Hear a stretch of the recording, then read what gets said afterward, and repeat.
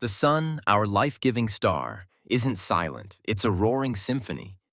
Giant bubbles of hot gas vibrate, creating low-frequency sound waves. These sound waves are millions of times lower than what human ears can detect. Space is a vacuum, so sound can't travel from the sun to our planet directly. But scientists use special instruments to hear the sun's vibrations through light. So while we can't hear it, the sun's constant hum shapes our entire solar system.